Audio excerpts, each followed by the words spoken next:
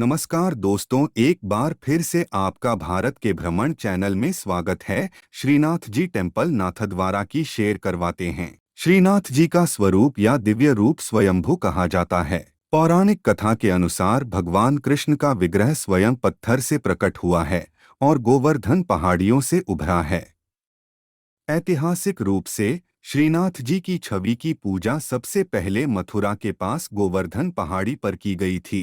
छवि को शुरू में 1672 में मथुरा से यमुना नदी के किनारे स्थानांतरित किया गया था और इसे मुगल शासक औरंगजेब से सुरक्षित रखने के लिए लगभग 6 महीने तक आगरा में रखा गया था, जो प्रतिष्ठित देवता को आगरा में अपने साथ रखना चाहता था। इसके बाद मुगल शासक औरंगजेब द्वारा किए गए बर्बर विनाश से बचाने के लिए छवि को एक रथ पर दक्षिण की ओर सुरक्षित स्थान पर स्थानांतरित कर दिया गया। जब देवता सिहाद या सिन्हाद गांव में उस स्थान पर पहुंचे तो जिस बैलगाड़ी में देवता को ले जाया जा रहा था उसके पहिए कीचड़ में गहराई तक डूब गए और उन्हें आगे नहीं ले जाया जा सका। साथ आए पुजारियों को एहसास हुआ कि वह विशेष स्थान भगवान का चुना हुआ स्थान था और तदनुसार मेवाड़ के तत्कालीन महाराणा राज सिंह के शासन और संरक्षण के तहत वहां एक मंदिर बनाया गया था। श्रीनाथ जी मंदिर को श्रीनाथ जी की हवेली के नाम से भी जाना जाता है। इस मंदिर का निर्माण गोस्वामी दामोदर दास बैरागी ने 1672 में करवाया था। इस मंदिर को वृंदावन में नंद महाराज कृष्ण के पिता मंदिर की तर्ज पर डिजाइन किया गया है, इसलिए इसे नंद भवन या नंदालय, नंद का घर के नाम से भी जाना जाता है।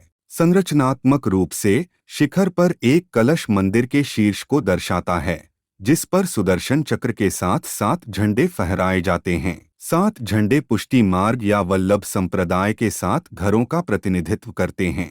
जब उन्होंने एक हाथ ऊपर उठाकर गोवर्धन पर्वत उठाया था, छवि एक काले संगमरमर के रूप में है, जहां भगवान अपने बाएं हाथ को ऊपर उठाए हुए प्रकट होते हैं और दाहिने हाथ को कमर पर मुट्ठी में बांधे हुए हैं।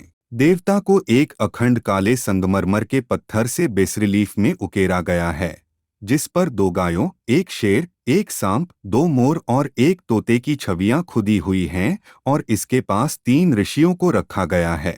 जन्माष्टमी और होली और दिवाली जैसे अन्य त्योहारों के दौरान भक्त बड़ी संख्या में मंदिर में आते हैं।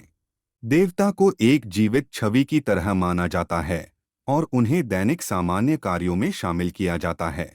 सभी हवेलियों में पुजारी गुरुओं के अधीन ब्राह्मण होते हैं, जो मथुरा के पास गोवर्धन पहाड़ी पर इस देवता की छवि के संस्थापक वल्लभाचार्य के कुल वंशज हैं। मुख्य आकर्षण आरती और श्रृंगार हैं, यानी श्रीनाथ जी के देवता की पोशाक और सौंदर्यीकरण, जिसे प्रतिदिन 7 बार बदला जाता है। उन्हें एक जीवित व्यक्ति के रूप में माना जाता है। दिन या रात के समय के लिए उपयुक्त पोशाक से सजाया जाता है। अगर आप भी नाथद्वारा की यात्रा करना चाहते हैं तो आप नाथद्वारा तक हवाई, रेल या सड़क मार्ग से यात्रा कर सकते हैं। निकटतम हवाई अड्डा उदयपुर में स्थित है, जहां से नाथद्वारा पहुंचने के लिए टैक्सी और बस सेवाएं आसानी से उपलब्ध हैं। राजस्थान के विभिन्न हिस्सों से बसें भी नियमित रूप से उपलब्ध हैं और नाथद्वारा पहुंचने का सबसे सुविधाजनक तरीका है। ऐसी वीडियो और देखने के लिए भारत का भ्रमण चैनल को सब्सक्राइब करें।